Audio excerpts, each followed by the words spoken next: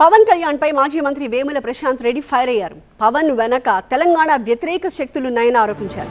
పవన్ కళ్యాణ్ జాగ్రత్తగా మాట్లాడాలని, నోరు జారితే తెలంగాణ ప్రజలు సహించరని అన్నారు.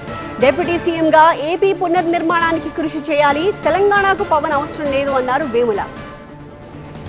వేముల ప్రశాంత్ రెడ్డి మా కరెస్పాండెంట్ దివాకర్తో మాట్లాడారు. ఆయన ఏమన్నారో చూద్దాం. AP deputy CM Pawan Kalyan పై మాజీ మంత్రి వేముల ప్రశాంత్ రెడ్డి ఫైర్ అవుతున్నారు. మనతో పాటు చెప్పండి, అంటే పవన్ కళ్యాణ్ చేసిన వ్యాఖ్యలను ఎట్లా తీసుకుంటారు దాని మీద? పవన్ కళ్యాణ్ మాట్లాడినటువంటి మాటలు ఆయన మాటలు కావవి. ఆయన వెనకాల తెలంగాణ వ్యతిరేక శక్తులు ఉన్నాయి. వాళ్ళు ఎట్లా చెప్తే అట్లా మాట్లాడుతున్నాడు ఆయన. మరి ఆయన తెలంగాణ పునర్నిర్మాణానికి ఆయనకేం సంబంధం? ఆయన deputy chief minister of Andhra Pradesh పునర్నిర్మాణం చేసుకోమను. అక్కడ చాలా పనులు ఆయనకు చేయడానికి. ఇంకా రాజధాని దిక్కు లేదు, సెక్రటరియట్ దిక్కు లేదు ఆడ.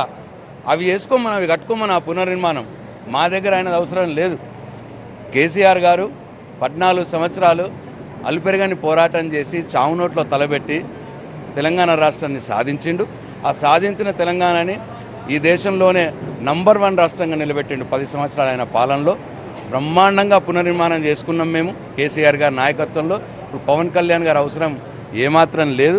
అది కూడా ఏంది, ఆయనకు ఇక్కడ సభ పెట్టడానికి 2వ తారీఖే దొరికిందా? తెలంగాణ ఆవిర్భావం రోజే దొరికింది ఆయనకి. అంటే ఎవరిని రెచ్చగొట్టినట్టు? తెలంగాణ పుట్టినరోజు నాడు ఆయనకు దొరికిందా? వేరే రోజులు పెట్టుకోలేడా? రావచ్చు, ఆయన ఎక్కడికైనా రావచ్చు, ఎక్కడైనా మాట్లాడవచ్చు. దేశం భారతదేశం, అందరికీ సమాన హక్కులు ఉంటాయి, దాన్ని కాదనం.